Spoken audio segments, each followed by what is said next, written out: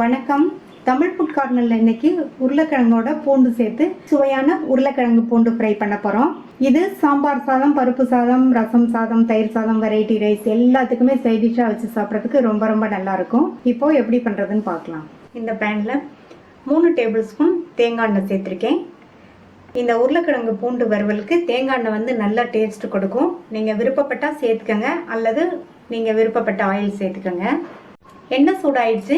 அதில் 1/2 டீஸ்பூன் கடுகு, 1 டீஸ்பூன் சீரகம், அடுத்து கறிவேப்பிலை, 3 மீடியம் சைஸ் உருளைக்கிழங்க தோல் சீவிட்டு கட் பண்ணி தண்ணியில் போட்டு வச்சுருக்கேன். இந்த சைஸ்க்கு கட் பண்ணிக்கோங்க.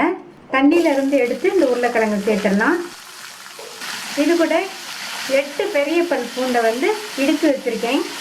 அதை சேர்த்துட்டு இந்த எண்ணெயிலேயே 1 நிமிஷத்துக்கு நல்லா வதக்கி விட்டுக்கணும். தேங்காய் எண்ணெய்க்கும் வாசனைக்கும் இந்த பூண்டு வாசனைக்கும் வந்து இந்த ஃப்ரை வந்து ரொம்ப டேஸ்ட்டாக இருக்கும். இந்த உருளைக்கிழங்கை நம்ம எண்ணெயிலேயே ஃப்ரை பண்ணுறதுனால எண்ணெய் கொஞ்சம் அதிகமாக சேர்த்துருக்கோம். இதுக்கு தண்ணி எதுவும் சேர்க்க வேண்டியதில்லை. மூடி வச்சிடலாம். ஸ்டவ்வை வந்து மீடியம் ஃப்ளேமில் வச்சுக்கோங்க. ஒரு 5 நிமிஷம் கழித்து பார்க்கலாம். மூடி வச்சு 5 நிமிஷம் ஆச்சு. உருளைக்கிழங்கு எண்ணெயிலேயே வதங்கி பாதி அளவுக்கு வெந்திருக்கு. இப்போ இது கூட 1/4 டீஸ்பூன் மஞ்சள் தூள், 2 டீஸ்பூன் தனி மிளகாத்தூள்,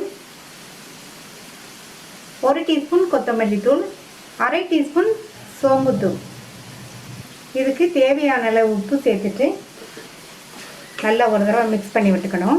நான் வந்து 2 டீஸ்பூன் மிளகாத்தூள் சேர்த்துருக்கேன். கரெக்டாக இருக்கும். நீங்கள் உங்கள் காரத்துக்கு தகுந்தபடி சேர்த்துக்கோங்க.